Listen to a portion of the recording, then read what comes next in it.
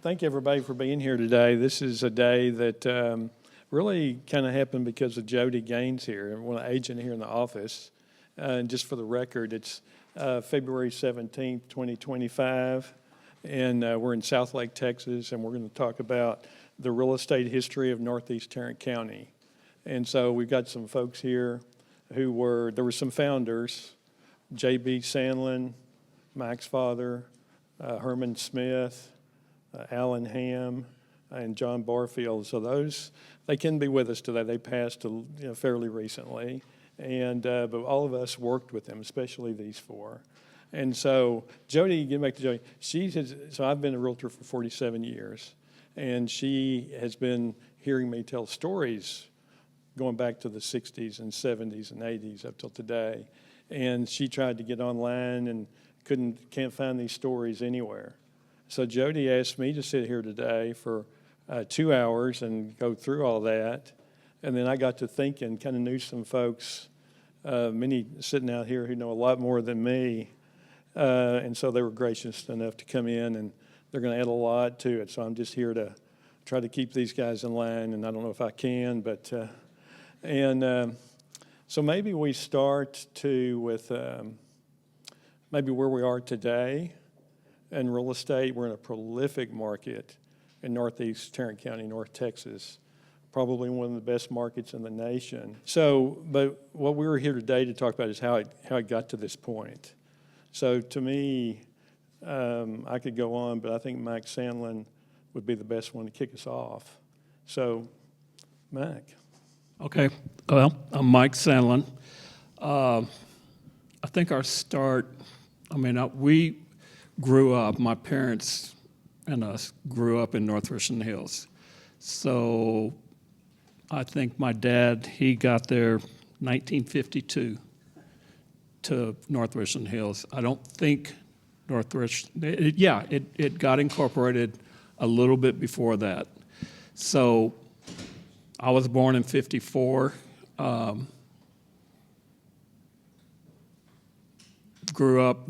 Born in Fort Worth, grew up in North Richland Hills on a street called Herron Street.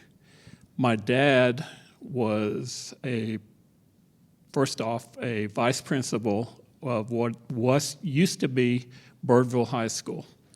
You know where Haltom High School is? That was Birdville. He was the vice principal. You know what a vice principal does in the high school? Yeah. Then he became an algebra teacher. Then he was a coach. Then he moved over to Snow Heights Elementary, and that was on Herald Street. And he also started building homes. And the first home he built was ours. He started the company in 57. So I was 3 years old when he started building. He was just building 1-2 homes at a time, and actually my mom helped quite a bit because he had a day job. So she would go out to the jobs, and I remember her picking us up after school. We'd go check a job, and that was our afternoon. Mike, got a quick question. What made him start building homes as a principal? He built one, and then some teachers came in, some of his friends, and said, well, you did a pretty good job on this. Can you build me a home? So it was a onesie, twosie for quite some time. He's still principal and building? He's still principal, and he's principal of Snow Heights Elementary. We have a pretty good time, and this is where everyone got to know everyone. So Mark Wood over here, the Woods were right behind us. John Parrish, I don't know if you remember him. He was our next door neighbor. Alan Ham, they were in our parents' bridge group. So those people were kind of the core. You know, there were a lot of others, but this was growing up. So Alan Ham was a successful pharmacist, Mm-hmm. is that right? And he owned Town and Country. Town and drugs. Country. That was big, and then he partnered with your dad some, right? A little bit later. Okay. So he owns Town and Country. He started, well, they're playing bridge. He's still a principal. Quick story, and I'll tell you why I'm glad We he got 3 hours, we're good. Okay, well, I'll tell you why I'm glad he got out of it, because I remember 1963, never forget it, year Kennedy got shot. I was in 4th grade, and I got sent to the principal's office. So, go in, well, who's the principal? It's JB. What do you do back then? I got 3 paddles. Okay, end of it, I go home. Mom's sitting there looking at me. You're in trouble. I'm going, no. We've talked. I saw Dad. It's not a problem. And she, no, it's a problem. So they drug it out like parents do. About an hour later, I go in. He goes, you know what you did? Yeah, we've talked about this. And he goes, and I'm like, what are you doing? He goes, well, I was your principal then. Now I'm your father. So you're going to get 3 more. Good old days. And he's, do you have anything you want to say? And I was 10 years old, and I looked down and I said, yeah, this sucks. The next thing, whoa! So about 2 years after that, he got approached by the superintendent of schools, and they said, you know, you're spending too much time building and not enough time being this principal, Snow Heights Elementary. You're going to have to make a decision. And it was a friendly deal, but he said, you know, I'm going to be a builder. So he got out of it, got out of teaching, but he's always loved teaching, but he got out of it and just decided to be a builder. So I guess that was about 65 that he starts full-time. And it's just a one-person operation. Then he slowly gets a few more people, but it was mainly just him, and then he would hire a builder. Who taught your dad how to build? Nobody. So, I mean, all of us knew all of these. I mean, we all decided to become builders, but I guess to your point about Alan Ham, he sold Town and Country to Eckerd's, and which Eckerd's isn't around anymore either, are they? But then he got a little bit of money, and because they were friends, they decided, well, we're going to start developing. And Wayne was telling me they sold you some land, 200 acres. 22 acres, yeah. Yeah, and so they were busy doing their thing, and 65. Now we're into the early 70s, and you got to remember when we were growing up, 820 wasn't there yet. Richland High School was under construction. I think it got completed in 63, 61. So our playground when we were little kids was, and where we grew up, it would be south of where 820 is. And our playground was everything north. And so 820 wasn't there, 121 wasn't there. None of this freeway system was there. The main way we got to downtown Fort Worth was the Belknap Highway. Sammy's Barbecue was still there, by the way. Sammy was my uncle. Yeah. That was a big deal to stop there when, get Sammy's Barbecue.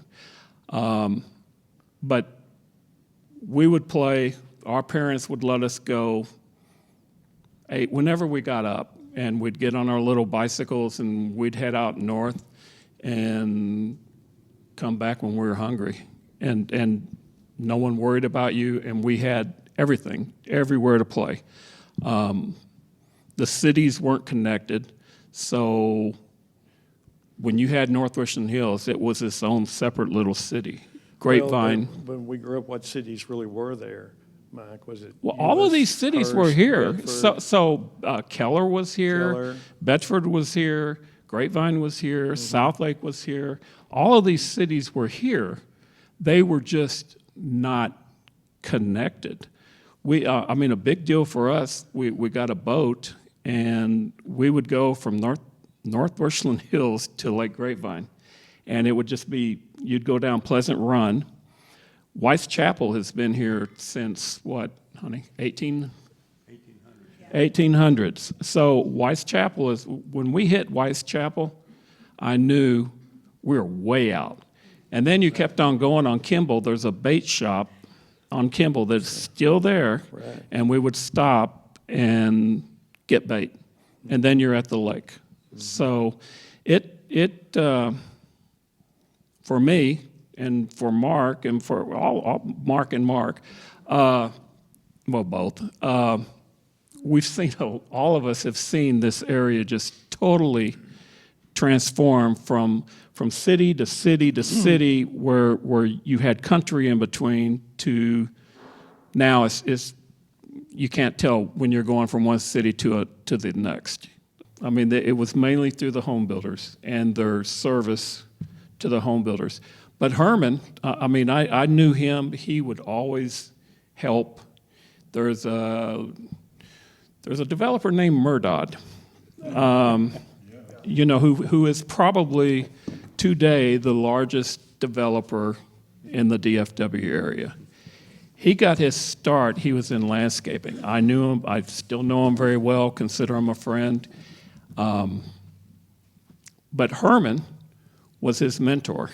And I think it's safe to say that if it wasn't for Herman Smith, Murdod wouldn't be where he's at today. Can I tell a good Murdod story? This is the funniest story I can ever remember. So I met Murdod probably about 82 or 83, when he was just doing landscaping odd jobs.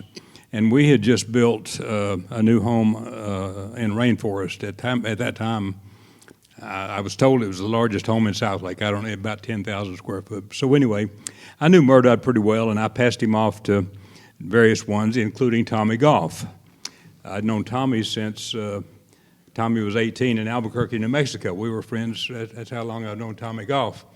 And Tommy had built that big blue house in Terra, yes, and was living there. And so there was a big, huge oak tree in the front yard of that blue house. And so Tommy asked Murdod, can you get rid of that tree for me? And of course, Murdod never said no. So the first thing he did was began to take a chainsaw and start at the top and he kept working. And he didn't know to stop when it was about 7 or 8 foot high, so you could push it over with a dozer. He got it down to where it's about 3 foot tall, and it's just a big old stump. I mean, it's like 4.5, 5 foot across. And so Tommy comes home one day, and Murdod's out there with a pick and an axe and whatever, chomping at it. And I think they had words, and Murdod said, "Mr. Goff, I promise you, I'll get rid of it. You just give me some time." The next day, Tommy gets a call from Marcy. I'm not going to say, now I'm going to leave it at that. Murdod gave up on trying to use an axe or whatever. He drilled some holes in it and put 3 sticks of dynamite in the middle of that. And when it went off, it blew every window out of Tommy and Marcy's house. Well, Wayne, while we got you, why don't you tell us how you got started? And first of all, let me back up to I was not born in Fort Worth, but we got here when I was 2 years old. So Daddy was a preacher, and we moved to Southwest Fort Worth to go to seminary at Southwestern Baptist Seminary, and right away. Daddy took an odd job. When the war ended in 1945, there was a builder down there by the name of M.L. O'Neill, and Mr. O'Neill began to build all these little post-World War II houses for just block after block. You've been there, and we know. So they had 4 children. The youngest was my age, and we began to be really good friends when I was just 4 years old. And so when Daddy graduated, he was gone for 2 years to the Pacific West Coast to start churches and left our family there. He came back and then went to the Korean War as a chaplain. And so for about 8 years, from the time I was about 6 years old till I was about 14, Mr. O'Neill raised me. So I always wanted to be a home builder. And I guess a little bit by osmosis, it was in my blood. When I got out of high school, Daddy was dead broke. He was living, and we went to Albuquerque, New Mexico. In fact, that's where I met Tommy. Tommy was born in Hobbs, where my wife was born, and we went to church together. But anyway, that's another story. But I thought I was taking a 3-day job. I was 17 years old at Montgomery Ward as a tire mounter, because I knew if I could make $25, I was going to go to California and get a job that was paying $1 an hour in California. I'd been used to making 50 cents an hour, and so that job ended up lasting 17 years. I worked my way really quick out of tire mounter into sales, then into mid-management, then into management, ended up in Lubbock, Texas as a store manager. But I always wanted to live in Fort Worth. To me, Fort Worth was it was the dream to go back home. And so in 1976, I had a company come to me out of the clear blue and wanted me to be their national sales manager. It was a ladies' clothing firm. I don't know how that happened, but it did. So I took that job, and we moved to Bedford in 1976. The next year, I was making a lot of money compared to what I had been making in retail, and it was our anniversary, and I told my wife, I heard about a little place up on Grapevine Lake called the Catfish Hut, and I'm told it's really good food. Let's go up there for our anniversary. Well, we got lost. We never made it to the Catfish Hut, but we ended up on the end of Ridgecrest Drive, right next to Terry Mitchell's house. You remember that, Terry? And we ended up buying 17 acres along with a guy by the name of Michael O'Brien, mutual friend of Stephen, of Terry and I. And I didn't know at the time that was going to start a whole new career. But the next couple of months, we decided to divide that up into 1-acre lots. And I remember I had a lot of time on my hands because this job I had in Dallas was a cush job. So I told Mike, I said, let me run the ropes. I've never done this, but having been raised around a guy like M.L. O'Neill that built not only thousands of homes in Fort Worth, but had gone to Alabama and built 10,000 homes. So I went to City Hall. Most of you don't remember, but it was about a 10 by 20 metal building.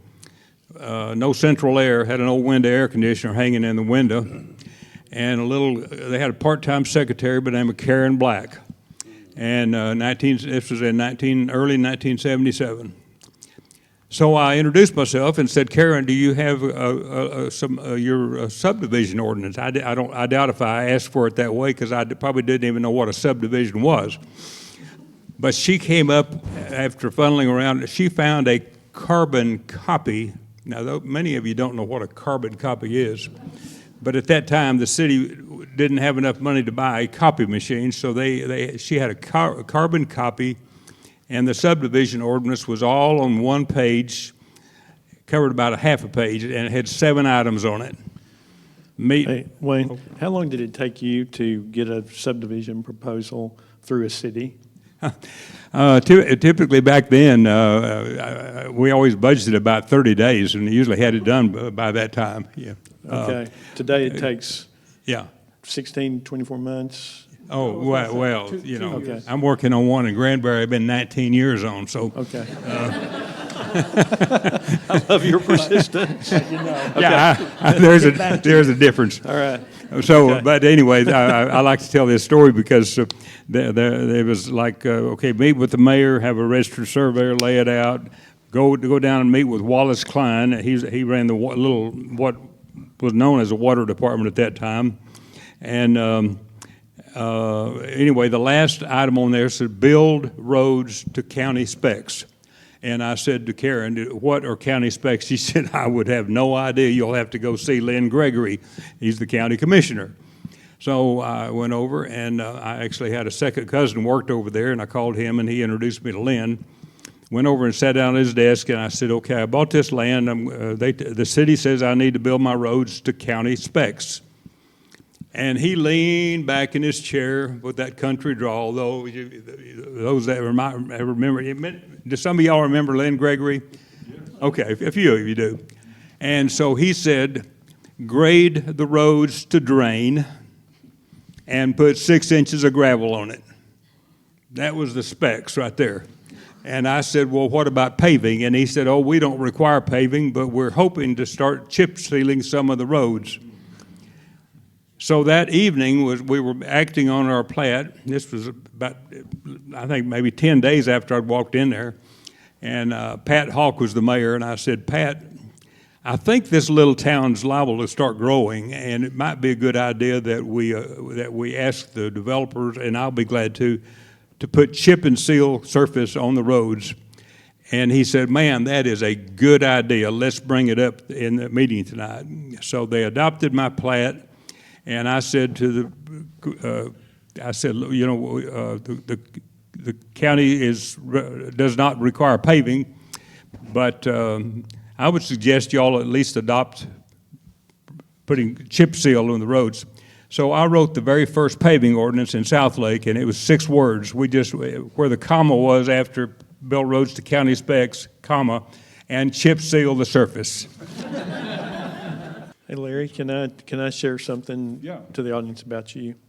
So what Larry's been talking about is how he started building, which he was very successful in that endeavor. But so I came along in '78, and Larry had just started. He was on the main stage of developing.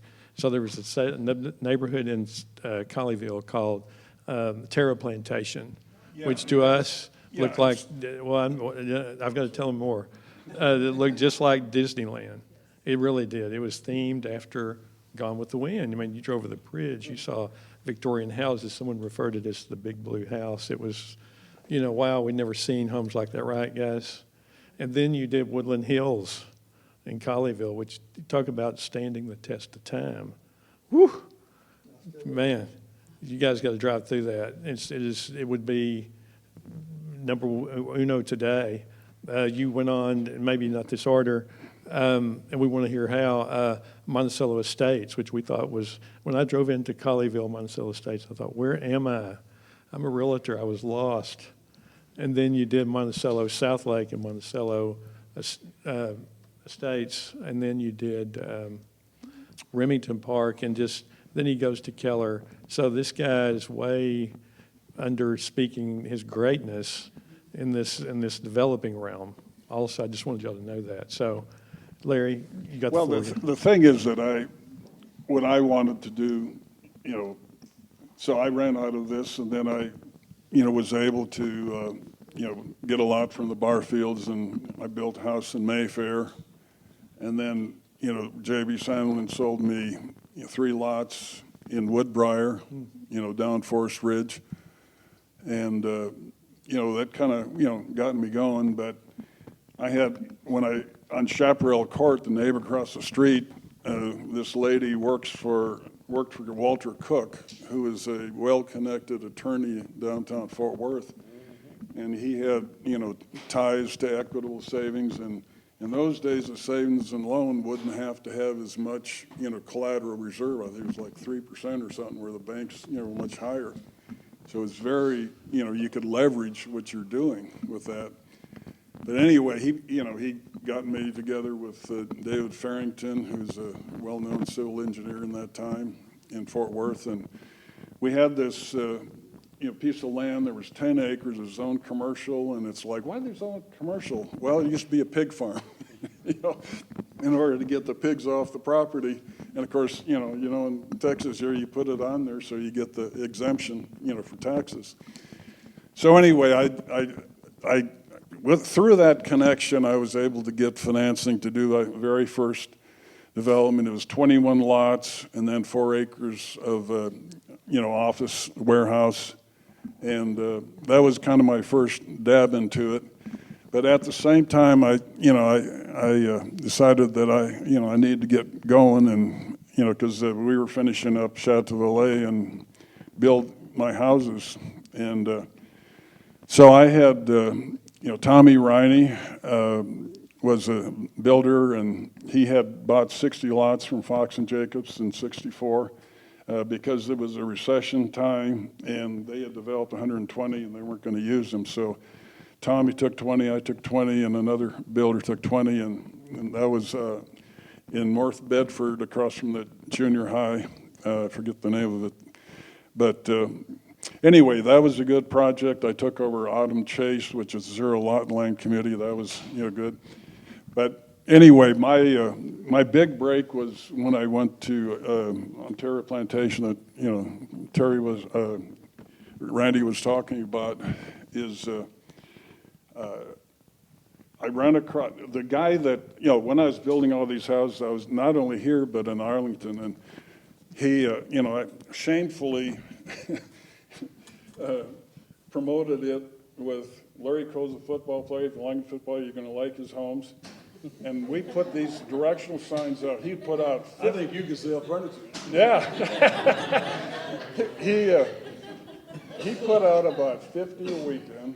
And then at the grocery store, at the 7-Eleven, they'd have that front page. He bought out the front page every weekend. It was there. You think I was the biggest builder in Dallas-Fort Worth, and did all that and did all that and did all that, and we did pretty good. But oh God. Anyway, for my part here, I think the key thing we had, and what was going on at the time. Was, the DFW airport was opening. But not only that, IBM, was a big employer in Las Colinas. So you could live in, you can live in Las Colinas. The pilots knew that they were going to be, closer in on this side of the Metroplex. We had all that going, and of course, going back to, Bell Helicopter in 1951, and all the people, that came off of that employment. So, we were just in the, the right place at the right time. I wish I was smart enough at the time to realize kind of how unique we had it at that time. As Mike said, it's a whole lot harder to, figure out where to go, and you can't go out, as far as you think you can. And Well, yeah, I think you did great, Larry. And yeah, let's hear from Mr. Shy, Rick Stacy, for a minute. I don't even know for sure why I'm here. I haven't built anything. I mean, I just happen to be an old country boy who grew up here in the Southlake Grapevine area. And I don't know how many of you were here in the 40s, but the first time I spent the night in what became Southlake was 1948 in that house right there. And that house is on the front of the property where my house is that I've lived the last 45 years. That particular house had no electricity and no water. You can see over here on the far side, this is the well. We went to get the water. Right behind the little shed here was the outhouse. And then behind the house was a big old hole where you just put all the trash. You just dumped it. There was a fire going all the time. Did that face 1709? It faced 1709. Yeah, right. There was a hill right there. My driveway for the first 40 years was right where this one is, going back up to the hill. But I'll never forget my grandmother telling me one night, and I was probably 3 or 4 at that point, because it was Saturday and everybody had to take a bath. She had a number 3 wash tub in the front, in the kitchen floor, what a number 3 wash tub is, about that big around. And she made her own lye soap. So it was green looking, when you got in there. And she said, Ricky, you're going to get to go first, but don't pee in the water. Everybody else got to line up after you. And then, so he had to go outside and get the well water and then put it on the stove and heat it up. I mean, to think about that just that many years ago and where Southlake is today, you wonder, how did we get here? Just think about, there was no Southlake. Well, I guess Southlake had incorporated, yeah. If I was 12, that would have been 1959. So Southlake was born in 56, as you know, because Hearst was trying to annex all the property. So people got together and signed petitions to incorporate themselves. That's when Southlake and Westlake became what they are today, because they didn't want to be part of Hearst. Hearst was marching around Colleyville and coming toward our direction, and it scared them. They didn't want that. They were the first inhabitants of the town of Southlake as it incorporated. I think it was 1.6 square miles and maybe 150 or 200 people. That was the first town. Who bought those houses, Rick? The first Southlake houses, who bought those? Were those pilots that bought those? Oh, yeah. There was mostly, in the 60s, it became a lot of pilots. Okay. I mean, there was an area, I don't know if you recall, and I'm going to get aerial photographs someday when I grow up and say this, but Southlake Boulevard, or 1709, used to curve back into 114. And when we straightened it out, that became the part where the pilots lived. There was a nice little residential area between where that curved and we went on to Grapevine. So most of those were pilots. And then there was several of the farmers were also, there were pilots who also farmed. Rick and I were talking about this. I want him to finish the story, but before most of us were even around, except for the Shivers, there was an auction barn that started in 1947. I want Rick to tell that story. Well, when I was a young boy, I always liked cows. And my grandfather had cows. My grandfather farmed that 60 acres where that house was from the 30s and 40s until 1952. In 1952, you remember I'm talking about the barn in a minute. 1952, the old rich people who owned that 60 acres from Dallas offered to sell it to my grandparents for $5,000, the whole 60 acres. But grandfather said, it's really too rocky. He'd been farming it. And his best part of his farm is where Ginger Court subdivision is now. There's one little cul-de-sac on Ginger Court. That was the best farming land because there's a creek down there. That's north of, that's right off Dove Road, right? No, it's right there on Southlake Boulevard. Right Just by Southridge Lakes. Yeah. You're right. Okay, yeah, I'm with you. Right. Back then, when I would go out and visit my grandparents in that old house, my uncle, mother's younger brother, and I could go across the fences and walk all the way to Dove with shotguns or 22s or whatever, shoot in any direction. You weren't going to hurt anybody from Southlake Boulevard all the way to Dove. So there weren't very many people out there.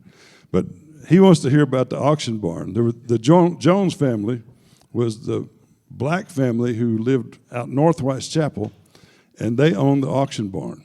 The auction barn was the first restaurant in this county, or probably in North Texas, where blacks and whites ate at the same table because the blacks owned it and they were the cooks. So you go into that restaurant, and I went there from a little boy on up because we had a cattle sale every Tuesday and a horse sale on Wednesday night. Another phase of my life was, is that what you wanted to know? Yeah, but you can tell the rest of the story. This is the real estate part. Well, later on in the 80s, Wayne and a couple other guys and I bought the acreage. There was about 20 acres, wasn't it? Yeah. 18 or 20 acres that the Joneses had there. And then later, we sold a corner off of it to a gas station man out of Denton. And I told Wayne yesterday, I think it was $20 a foot we got for it. We paid, I don't know, 50 cents a foot or something. But he didn't remember the $20, and I may have retailed that. I've told the story so many times. It could have been 10 and then 12 and then 15. But I promise it was the most anybody had ever paid for land in Southlake in the 80s for that corner. He built the station. I migrated to Fort Worth in June of 1969. My wife and I had graduated from the University of Colorado in Boulder, and I had a red hot job selling insurance, and I was kicking it. And then figured out later that her mother really wanted her to move back to Fort Worth. And so that came to pass, and we rented a U-Haul truck in Boulder, and drove from there to 6074 Lala Gray Lane in Watauga and moved in. And the first thing I found out is I did not realize how hot Texas summers were. That was a rude awakening. Anyway, my father-in-law, his name was E.F. Kreitz, he had a little insurance agency, he had a mortgage company. Anybody remember FINA gasoline? Yeah. Yep. He had a FINA gasoline distributorship. All of this was down on Northeast 28th in Fort Worth. And I started selling insurance first for the insurance agency, and then later became a mortgage loan solicitor. Today they're all mortgage loan officers. But I was a solicitor. We only made FHA and VA loans. This is not as near as exciting as this part down here, but this is my story. So I also collected payments on mortgages. Hey, one more thing, Lee. What were the rates on those loans? And you had a special. Yeah, I was coming to a piece here. Okay. What was it? I'll get to that in just Okay. a minute, Randy. Anyway, if you've never been a mortgage company collector, you don't want to do that either. That is not a good job. My father-in-law and some partners purchased land in Burleson and Watauga. They developed Astor Heights in Watauga and Hillary Heights in Burleson. Both had about 60 small 50-foot, 60-foot front lots. The first-time homes were 322,000 to 1,200 square feet. It was sold for 110 to 125. We had a bunch of small builders you've never heard of, and you never will. We were so conservative when we first started the operation. Normally, when you finance a builder, he makes a draw. He said, I'm this far on the house, and that entitles me to this much money, and so you put the money in his account to hopefully pay the bills. We were so conservative that we had these builders bringing their bills to our mortgage company office, and we would write the checks to the suppliers and the subcontractors. That's how we started out. Probably pretty smart. Yeah. There weren't many problems with those bills. At that time in Fort Worth, our competitors were Fort Worth Mortgage, Nowlin Mortgage, Ryan Mortgage, Turner Young, Foster Financial. I left them off. That's right. Yeah. So as we moved into the 70s, conventional loans became a mortgage product. We'd never done any conventional. All we did was governments. So we learned how to do that, and the S&Ls were the dominant force in lending at that time. They made almost all the conventional loans. If it was a big house, an S&L made the loan. So we're sitting around trying to figure out how to get more into the mortgage business. And a company came to be called MGIC, Mortgage Guarantee Insurance Corporation. And they would guarantee the difference between the 75% loan you wanted to make and the 95% loan that the people wanted to buy the house with 5% down. So we got into that, and we could be competitive with the S&Ls to some. Do you care if Mike Sandlin adds to an RTC story? No. I love the RTC.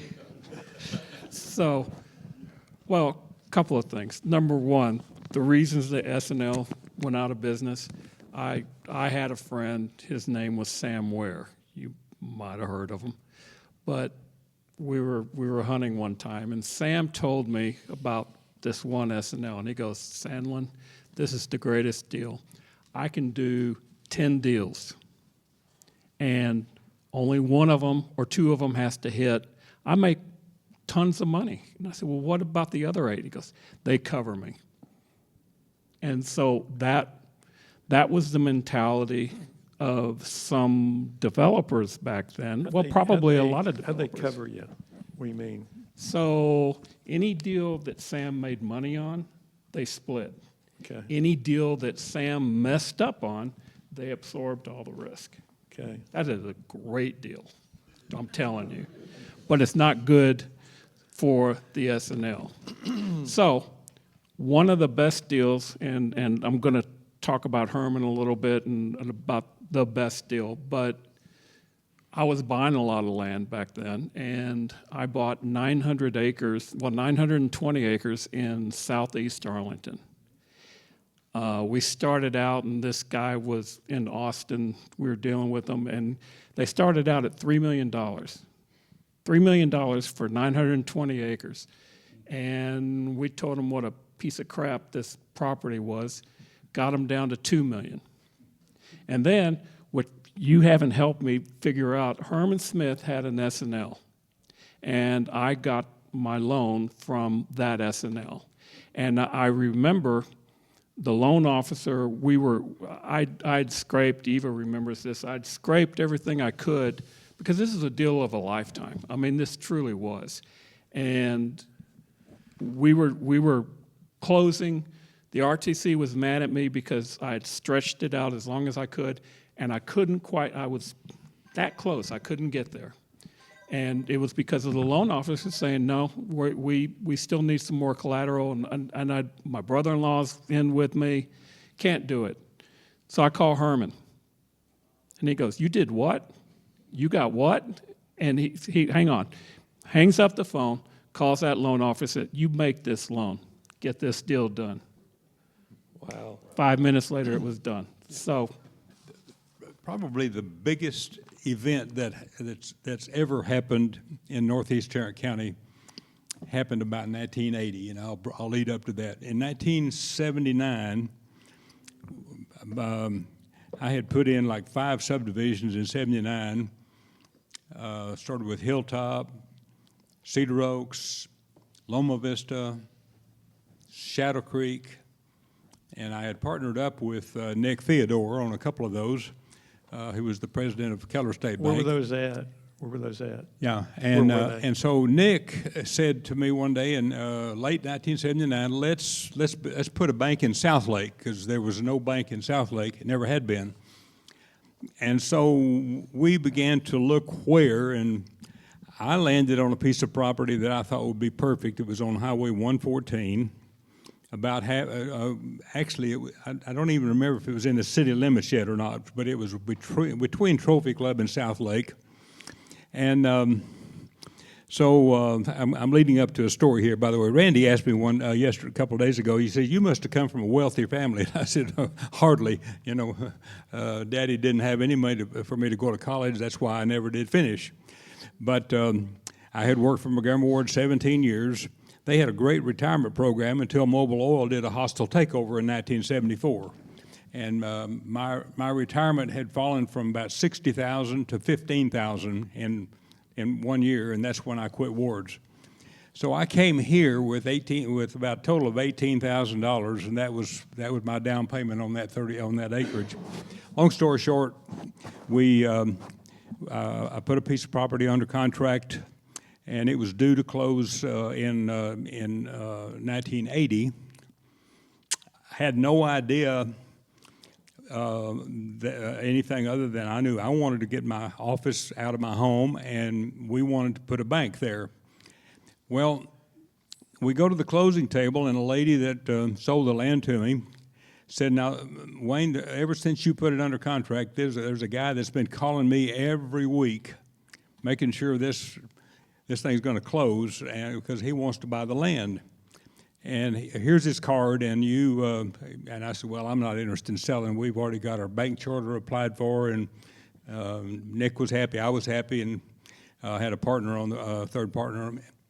So we go to closing, and at closing, again, she gave me this guy's phone number. So I go home that night, and I looked at the card, and it dawned on me. I said, you know, that's a pretty big name, Hank Dickerson. And it wasn't just one of Hank's agents, it was Hank Dickerson. Those of you probably remember Hank Dickerson. Well, the next morning, I mean, one day after we closed, Hank Dickerson was on my doorstep at my home. And he walks in his pinstripe suit, and I'll never forget, he came into my office. It was kind of a short story, I'll try to, but I usually try to read my Bible every morning. My Bible was laying on my desk, and so Hank said to me, I said, "You're a believer?" And I said, "Yes, sir." And he said, "Where do you go to church?" I said, "First Baptist Euless." He said, "Oh, Jimmy Draper." And I said, "Yes, sir." He's my pastor. Well, he's my golfing buddy. Tell Jimmy you made a deal with Hank Dickerson. Well, we hadn't even started talking about a deal yet. So he said, first of all, before we can go any further, you have to sign a silence agreement. And I had no idea what that meant. He explained that when we got the contract signed, which we were going to sign, we would not tell anybody about it. Even, I mean, nobody was to find out about his sale until after it closed. So I called both my partners, and they laughed and said, "Well, it's probably nothing. Go ahead and sign it. What the heck, you know?" So then he pulls a contract out of his briefcase, and he said, "Now, I know to the penny what you paid yesterday, and we're going to pay you a 7-figure number above that today. You can do the math." It took 6 months before it ever closed. And by the time it did close, it was all seemed very clandestine. From time to time, we'd get a call from Hank, and he would say, "We think it's going to close, but they might not, so keep quiet, blah, blah, blah." So they finally set a closing date, and they said, "By the way, the closing is going to be at the Anatole Hotel." So on that day, on the closing date, we go down to the Anatole, and they usher us up to the top floor and put us in a private room by ourselves with some popcorn and coffee, rolls, whatever. In a little bit, we go into a closing room, and they close. We still don't know who the buyer is because it goes into an attorney as trustee sale. As soon as we close, though, we go into a room about twice this big, and there's about 30 or 40 people in there, apparently, that had already closed. And we're at the top of the Anatole Hotel, and we look out, and there's helicopters all flying around, Channel 4, Channel 5, Channel 8, flying around. And everybody's scratching their head, what is going on?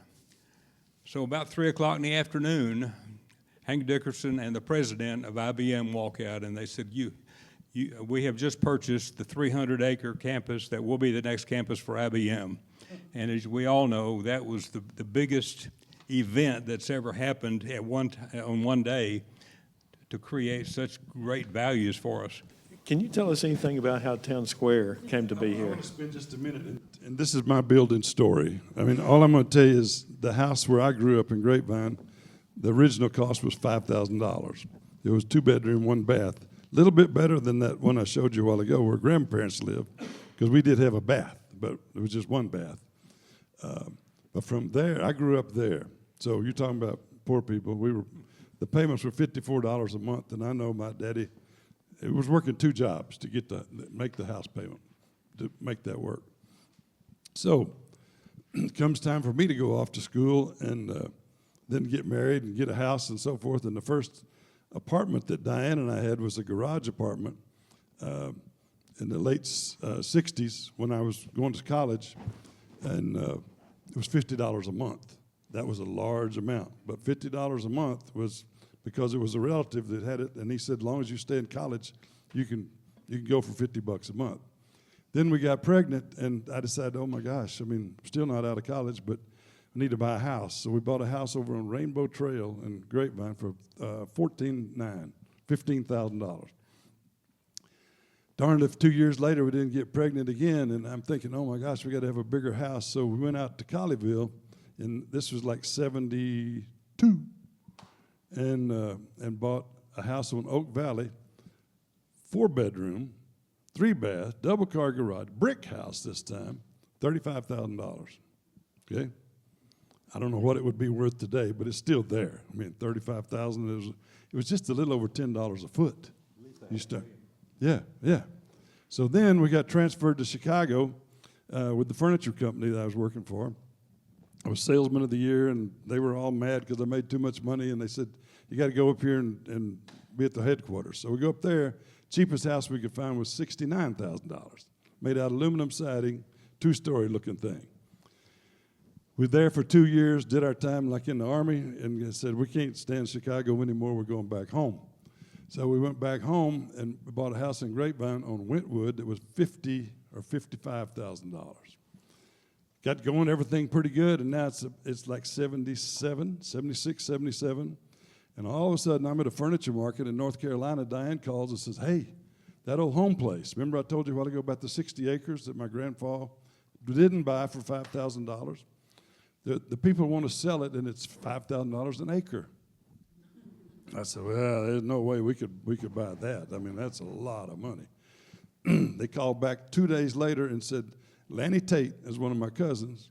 He made a deal with them to buy 10 acres for $3,500 an acre, and they'll finance it. I said, well, if they'll finance it, I'll buy whatever it is. You call them and tell them we'll take 10 acres. Well, it turned out that the 10 acres we bought, sight unseen, was the same 10 acres where that old house sat. My grandparents, they never owned it. But, and we built the house then and moved in 79-ish.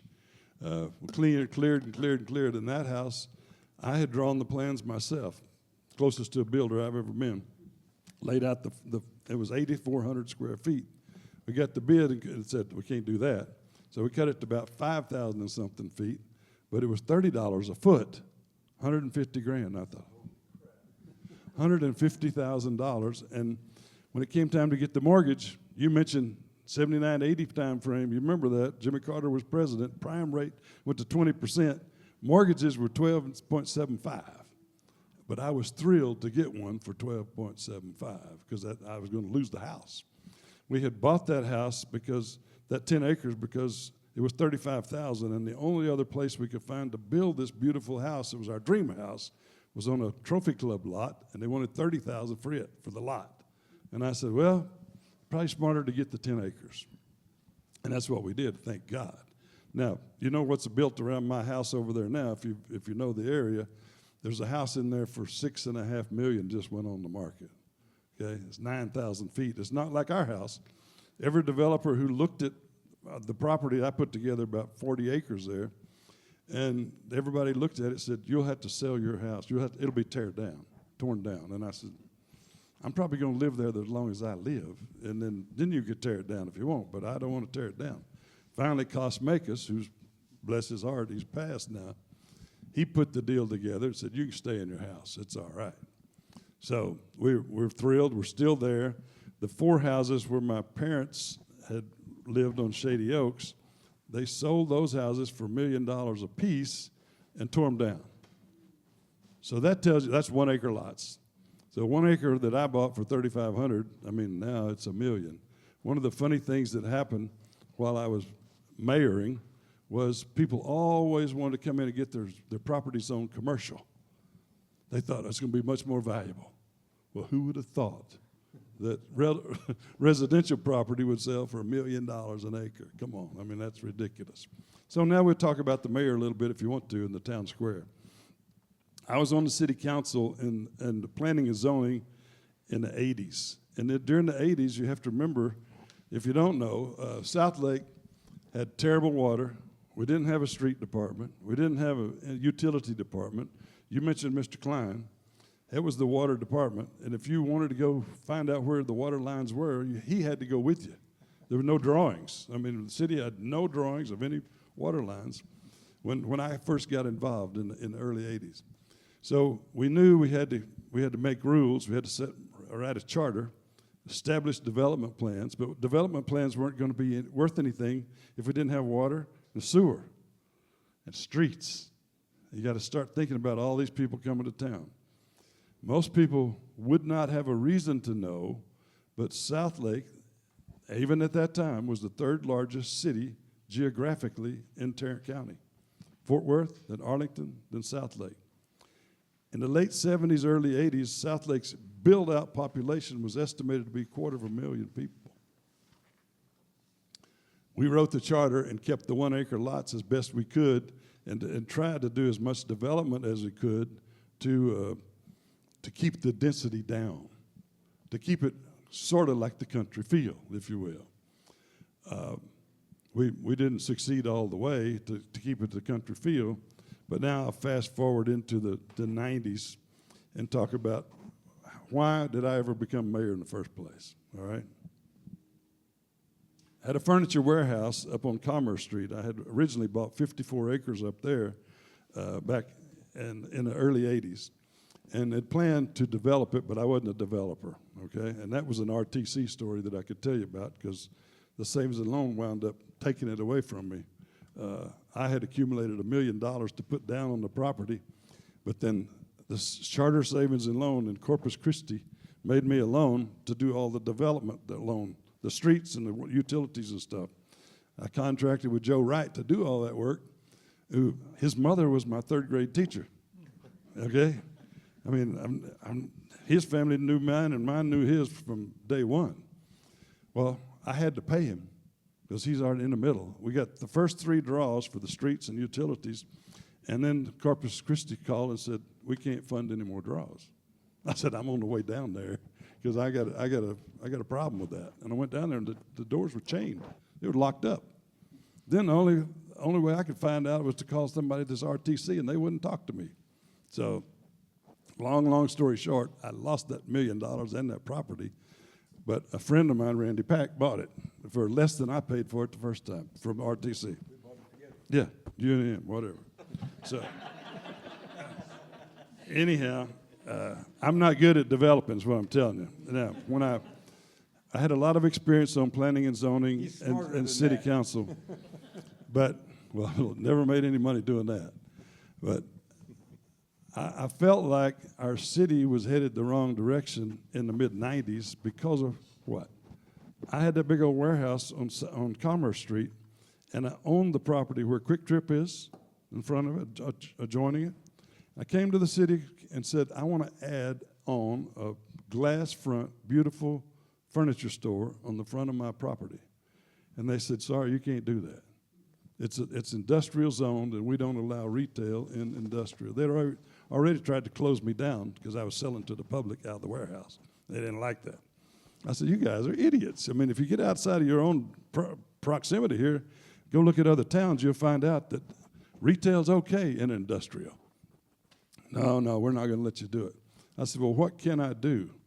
Well, it's industrial. You can build warehouses or whatever. And then they got down the list and said, even a gas station, but we don't want any. I said, you're going to get one. You know? I was the most hated guy in this community when I made a deal with Quick Trip to build that gas station because people moving to Southlake didn't want gas stations in the area. I mean, shortly after we got it going and opened up, I named all the people. You know, I put the names on the wall inside the Quick Trip. I owned the Quick Trip, okay? I leased it to them. I mean, it's a ground lease deal. So, but everybody who voted no on the P&Z or the city council, within the first month, they were in there buying gas. And I thought, you suckers, you know. But that's the reason that I moved my store to Grapevine. People like the Fort Worth paper and those boys over there, which Mr. Lieber's not part of that anymore. He's in Dallas. He's a big guy. But they all thought if that furniture guy gets in the mayor's slot, all he's going to do is build a bunch of apartments because he wants to sell more furniture, right? What I was doing was just the opposite to try to keep the density down. And we did a pretty darn good job, except I almost got in a fight with my father, and one of my uncles was the mayor back in the 60s of Southlake. He called me one day after I became mayor, and he said, Ricky, if you send those boys over here with that tar and stuff anymore and try to fill these potholes in front of my house, I'm going to shoot them. I said, man, I thought you'd be happy if we smooth out the road in front of your house. I go all over town looking for holes and tell them to go out there and fill it. And he said, those are speed bumps, and I don't want people driving too fast in front of my place, so don't fill any more of my holes. He was mad. My daddy called whenever I was first elected mayor, and he says, son, I was down having coffee, and they told me that you have lost your mind because you're going to try to build a town in the middle of a chicken farm. I have pictures here to show if anybody wants to hang around and look at them of the old Fechtel farm where Town Square sits today. When I became mayor, Mr. Fickus, who quit being mayor to do other things, had appointed a 30-member committee, and they had decided to build the new city hall where? On Byron Nelson in the new Tiburon subdivision, okay? I said, no.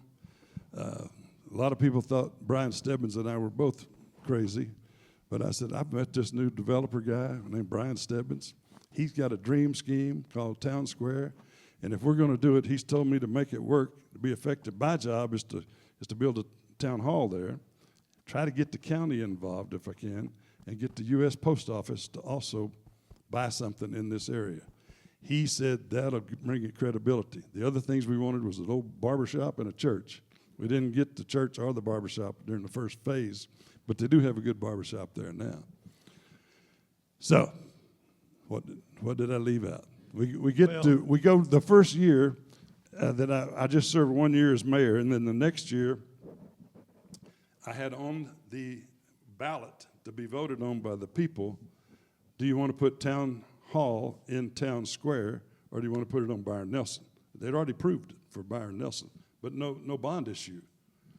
Back then, you'd see a lot of little towns try to build a new city hall, but guess what? The taxpayers wouldn't approve the bond because they didn't care where you met. I mean, they don't even like city hall anyway. And they would say, we don't care if you meet at your house. That's what Westlake did for years and years, was met in somebody's house. And I said, well, what if we could build you a nice-looking town hall, looks like a county courthouse, and the county participates, and it doesn't cost you anything? They passed 89 or 88% approval to build town hall in Town Square, and thank God we did that, because I think that did bring a lot of effectiveness to the community for the Town Square. Well, it did, and it didn't cost anything. Didn't cost a This is penny. I nothing. mean, it was all done through a TIF. We never had a bond issue. The taxpayers didn't pay anything.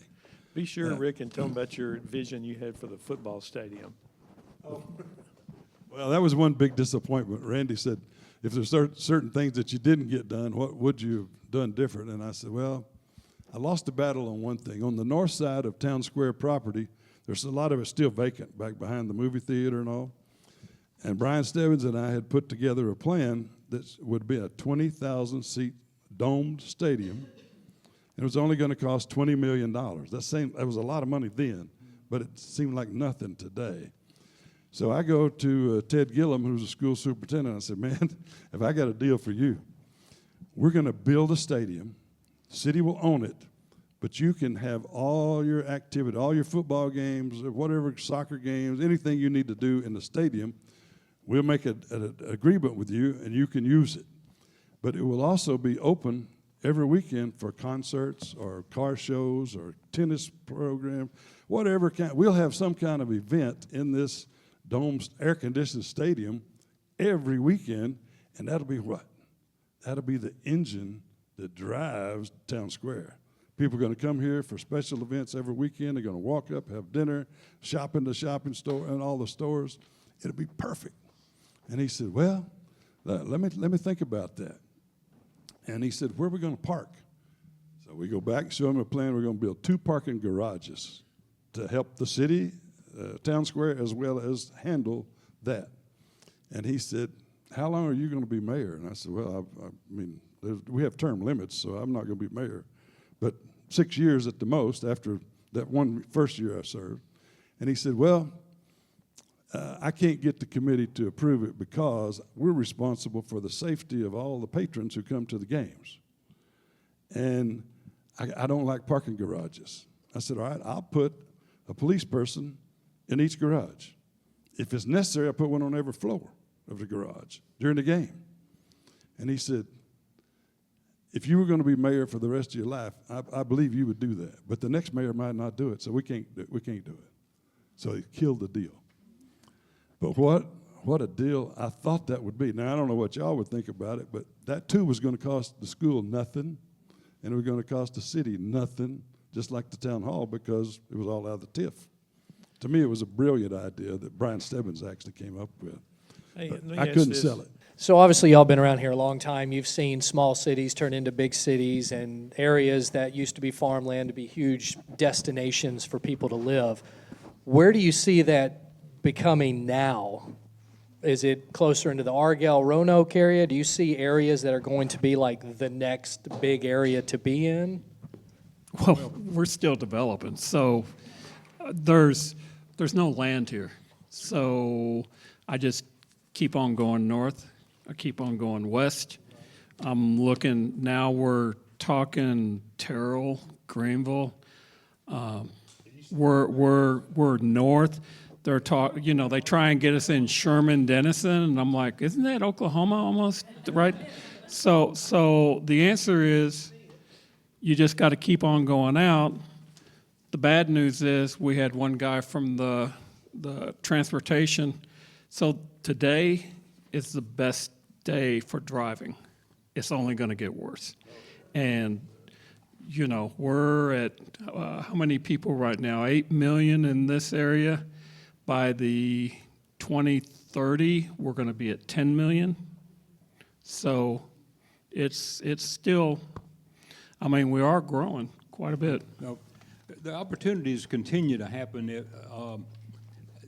If you can find farmland, this is just me talking. My opinion is if you can find farmland that's not much above farmland prices, especially for long term, just buy it. Keep it in ag, throw a cow out there or whatever, because in 15 or 20 years, whether you're around or not, your grandkids or your kids will do well. You can't hardly miss. Wayne, got a follow-up question on that. So it's going north, as Mike said. Would that be north to northwest or just north, Mike? No, it's going north, everywhere. So between here and Oklahoma, which is not that far away anymore, where would you buy, Wayne? Gainesville?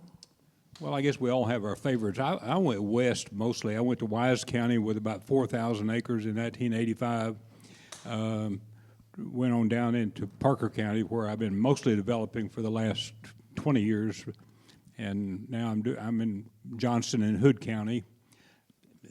If you work hard and find the right location at the right price and know how to get things sold, it doesn't really hardly matter which way you go, because the Metroplex is it's the largest magnet in the nation.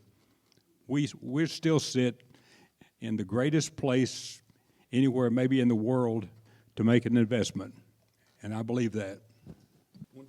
When I was playing city council and mayor, developers like these guys would come in and they'd say, we can't afford to pay $5,000 an acre for this dirt and not have more density. We got to have, a lot more houses per acre.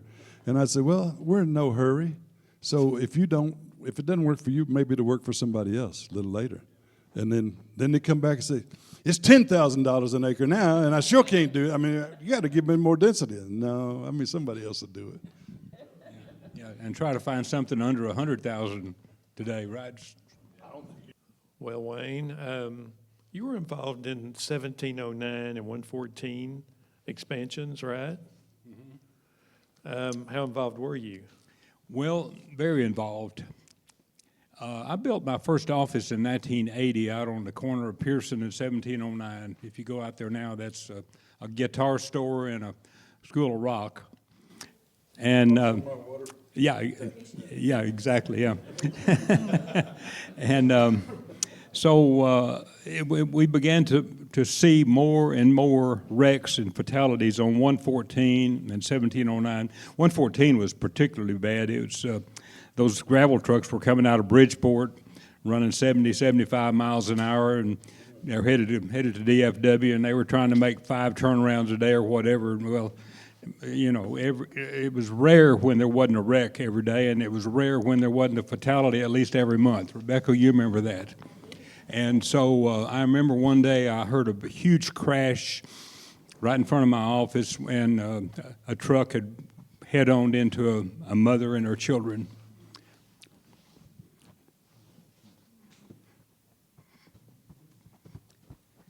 And I watched that lady die, and I began to make waves. I said, we can be better than this. this is Texas. There's got to be a better answer. I went to TxDOT and found out that both highways were basically on the back burner as far as TxDOT was concerned. In fact, I think they had 114 on a 20-year plan and 1709 on a 15-year plan. I spent my own money hiring a surveyor to survey 1709 all the way from Grapevine to Highway 377 in Keller. And my directions to him were, try to design what 200-foot swath would be like, and if the corners are if the curves are too sharp, you know, be able to show the highway department how that probably should look, and how many homes would it take to eliminate in order to widen that highway. I was asked to chair a committee that we call the Greater Northeast Tarrant County Transportation Committee, and I asked that every city give me either a city council member or a mayor, and I asked all the Chamber of Commerce to find a leading businessman, and that was our committee. So we had 2 people from each city. So we had included Colleyville, North Richland Hills, Keller, Trophy Club, Roanoke, obviously Southlake, Grapevine. I may have missed 1 or 2, but anyway, the first assignment we did was to each one of those cities to start getting a petition up. So as people would go into grocery stores or City Hall or whatever, they were asked to sign a petition. And so within a few months, we had, I don't remember how many, but it was many thousands of signatures. And we took that survey, which was put on a roll-up like a scroll. Matter of fact, I still have it, and I've been trying to find it the last couple of days. I know I still have it, but it's about 35 foot long, because it was on a scale of 12 inches to the mile, and it's about 10 miles long. And so we also went to all the police departments, the highway departments, whatever, and newspaper, and we found pictures of all these wrecks, especially the fatalities. And we loaded up 4 busloads and went to Austin before TxDOT. And when we showed the pictures and we rolled out that scroll showing how that highway could be widened for minimal cost, what we believe to be minimal cost, and along with petitions, they moved 1709 up to a 3-year begin plan. And less than a year later, we went back and did the same thing in 114 and got it moved from the 20-year plan to a 4-year plan, a start plan. And so I guess of anything that I've been proud of is the fact that, as developers, a lot of people blame us for the traffic, but as the developer, we led a group to try to solve that problem. I just want to add to that, to show how important it was to get those highways fixed. We were having a lot of trouble then because the schools were all on the north side of town back then, the original Carroll schools, and we couldn't get the buses across 114. Yep. They didn't. The drivers didn't have the courage to take off across one. I mean, the traffic was unbelievable, and we were known for having speed traps in Southlake because of the trucks and stuff coming through. It was a horrible, horrible mess, and we finally got the first red light at Carroll so they could get the buses across. And boy, did that raise all kinds of heck with the people coming up and down the highway. They didn't want to stop, But I'm sorry? What year was that? I would say late 80s, early 90s. Yeah. But it was before the road got wide. Yeah. We all Dave wants to know what we think of the Keller School District split. So my grandkids went to Keller School District. 2 of them have graduated. They're now at the University of Arkansas. They are 4 schools in the Keller ISD, 3 in Fort Worth and the local Keller one here. They graduated 600 students. And then we get to compete against Southlake that only has one big-ass school. And you know, it's hard to compete against them, but we do a pretty good damn job. But they're in their own little world over here in Southlake. Little competition here. But anyway, I'm totally against of any more split. One of the, you're talking about, you know, there is a proposal to build that type of facility you were talking about, an indoor soccer stadium, and it's off of I-35 and just the southern edge of Fort Worth. And that still is advancing at some point, but it still hasn't come to fruition, you know, to do that. But I don't see any, you know, need to split it up. I mean, it's a good school district. I don't know what's behind it. I really don't. Okay, my opinion. I love him, and if I was going to try to run with the ball, I'd want him in front of me, okay? My opinion is that if you did split it, and I have to admit, I was for splitting Carroll back years and years ago because of what? I had 4 kids going to Carroll. And I'm going to tell you that there are a lot of good athletes, a lot of good people that want to be in the band, a lot of good choir people. Every art, everything that's going on at that school, there's a lot of kids who don't get a chance. Because, I mean, the Carroll School is very competitive, but I feel like we took away from an opportunity away from the kids. Because we'd had twice as many kids in each one of those things I just discussed. 2 football teams and 2 baseball teams. And you see what I'm saying? The kids just didn't have it. I know a lot of really good athletic kids who couldn't play at Carroll. They went off and played at college. Okay, they couldn't make the team at Carroll.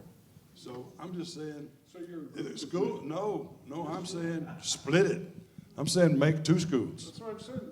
That's what I'm saying. You do yours too. We'll stay with our one. Oh. And we'll have the same kind of enrollment. David, you'd get I'd get run out of town. If anybody said Carroll, Rick Stacy said they ought to split the school. I mean, that'd be bad. Well, my opinion would be that anytime a government entity wants to split, you say you have to ask, where's all that money going to be spent? Because now you've got 2 full administrations to put together, and you can always add more schools, you know, whether it's 5 high schools or 8 high schools or whatever, in order for the kids to be able to play and that sort of thing. So He's talking money. Let me tell you the truth about the kids now. Carroll used to go to the 8th grade. My mother went to 8th grade at Carroll School and then had to go to Grapevine to high school. So if Grapevine would have had the same attitude, Carroll wouldn't even have had a high school. Colleyville today has a very successful high school, as so does Grapevine, but it's the same district. Okay? So, I mean, you've got a bunch of schools in that Keller district, but I think the more kids that have an opportunity, the better off we all are. I don't disagree with that, but again, you can add schools easier than you can add a whole new administration and then more schools because, and that's my point, you know. You're Now, just a money man. and You just think about it. Yeah, they have a funding problem, and you don't solve a funding problem by doubling the bureaucrats. Yeah. Mike, we can start with you. Can we do kind of a rapid fire? Each person will answer. What project have you had your hand in that you are most proud of?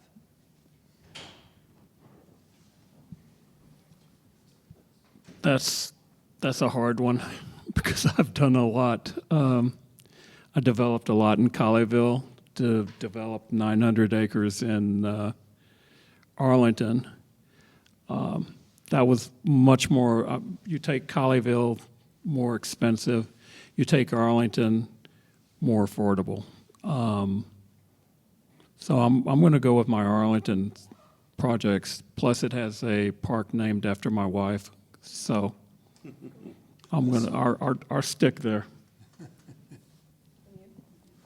oh gosh, you know, having done it, I've done about 130 actual communities and about 300 subdivisions because some of those had phases. But one of my favorites, actually, I never got to finish. I was telling Mike in 1983, I think, I bought 222 acres from J.B. and Allen.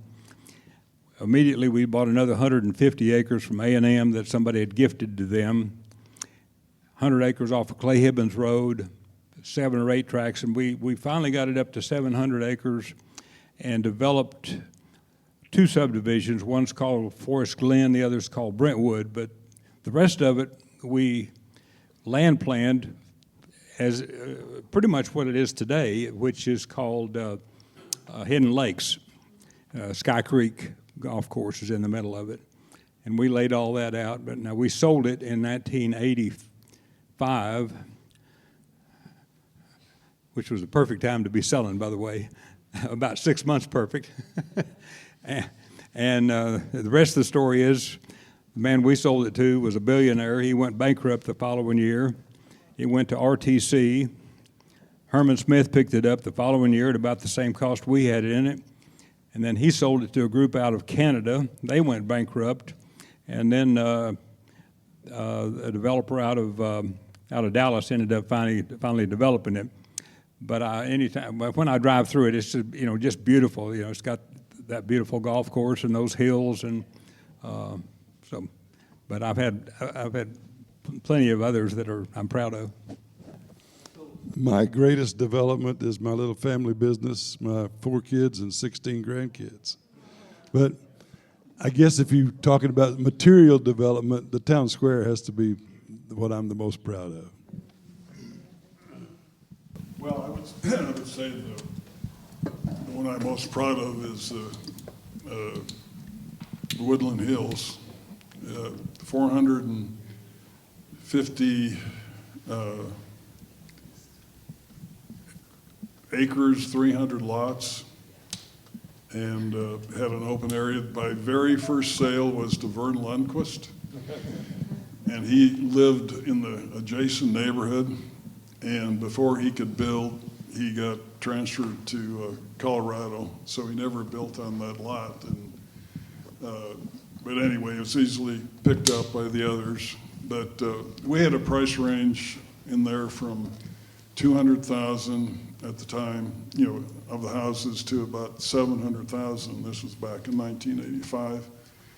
A lot of open space. That was the thing that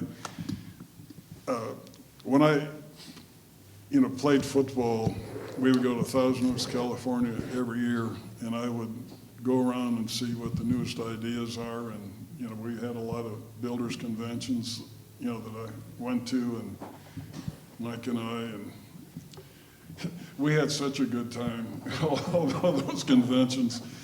Who was the appliance guy? Who?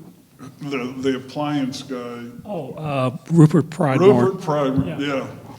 But anyway, Bill C., we had so much fun, and it's not like that anymore, but it was just quite a deal. But anyway, I always like to have subdivisions with open space, and I would always use the planned unit development, and not this, half acre, full acre lot in Southlake, because we're special and we don't want to have any of the riffraff of smaller houses in our neighborhood. I'm not sure you can build in Southlake. I don't think so. I don't think I can do that. But anyway, and Keller, that's one thing great about Southlake. It's pretty well built out, and Keller has got such a good balance of just a little bit of everything. And but anyway, that was the one that I really am most proud of, and it's in the Grapevine Colleyville School District, which and I agree with them having the Colleyville School and the Grapevine. It probably overlaps, but it's still a darn good school system, as is Carroll. It's outstanding. Have we forgot to talk about anybody that's been just significant? I'm thinking, Mike. Cosmakis, we mentioned him, but he was actually my partner on a couple of deals, and Cos was very excitable a lot of times. You could get him, and we spent a lot of time. We were all Larry was president, I was president of the Home Builders, Cos was. And I'll just tell one quick story about Cos because I did it to him. So we're sitting in a home builder meeting, kind of like this, and we had the very head of the EPA there, and I didn't like the EPA because of everything they were telling us to do with stormwater protection, just everything, and he was telling us what we were going to do as builders, and so we were like, okay.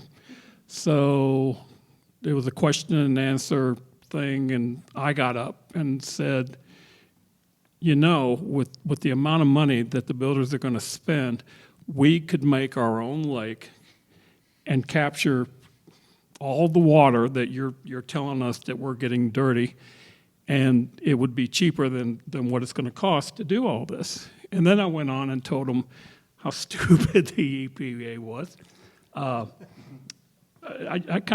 went on for about 10 or 15 minutes and just reamed them. Then I sat down, and he was writing, he was taking notes. Then he said, "Sir, can you tell me your name, please?" So I stood back up, Cosmakis. Cos is right there. And he's like, whoa, wait a minute. That's Sandlin. But anyway, Cos was a big player around here, and he was fun. At a couple of different banks, we financed a number of residential subdivisions for Cosmakis. And at one of the particular banks, there was a senior officer that just wasn't a big fan of Cos's. So Cos had one of the loans, and the interest payment on it got to be a week. It got to be 10 days late. And so this senior officer said, he's probably going to be 30 days late before you know it. I called Cos. I said, man, you got to get that money in here. So the 30th day, he walked the check in, and he said, thank you for your patience. I did a lot of different things to get this money for you, but I don't think I broke any laws. I have a football question for Larry later, but I wanted to ask Mayor Stacy, when you were active mayor, did you ever have a major disagreement with your cousin over there in Grapevine, the mayor, Tate? How much time do we have? There was a lot of that. I mean, yeah, we had all kinds of challenges with each other, and we would work through most of it, but the toughest thing was when Carroll and Grapevine started playing football. I used to go out and send the team off saying, there's a mayor of Carroll, Texas. I called it Carroll, Texas instead of Southlake. But I had so much fun. But every year when Grapevine and Southlake played, we had a beans and barbecue kind of contest. So the fire departments at the opposite teams, whoever won had to cook for us. That was a fun deal too. We got little trophies. I have this funny looking Mustang trophy that's really got, the horse doesn't look pretty. that I presented him one time. It was not good. But we had several disputes about streets. I mean, a lot of people might not know it, but like North Kimball, half of it's Grapevine, half of it's Southlake. I mean, we had some issues to work through, but we got through most of it. I mean, civilly, I would think. I can't tell you guys, Lee, thank you for being here today. And Larry Cole and Rick Stacy and Wayne Lee and Mike Sandlin. These stories really were not out there. But I miss working with you. You were truly one of the best at what you did and how you did it. And thank you for that. I appreciate that. And then Rick Stacy, I missed you the minute I had never seen mayoring like what you did. And I mean, it was not only right on the positions, but you made it entertaining in a way I've never seen before or since. Wayne Lee, I mean, I can't tell you how many, talking about coaching, Larry talks about coaching. There's coaching trees. Like, Tom Landry, I think, is the best coach ever. But the people that spun off from Tom and the people that you have been connected with, and we'd be here for hours in this room. Now there's people that you've affected their lives, not just in business, but spiritually. And you're just, you've got the character of the Lord wants us to have. I feel like. And you and I talked for hours and hours. And one thing that you said, what's interesting about this story that's been told, there's no villains in this story.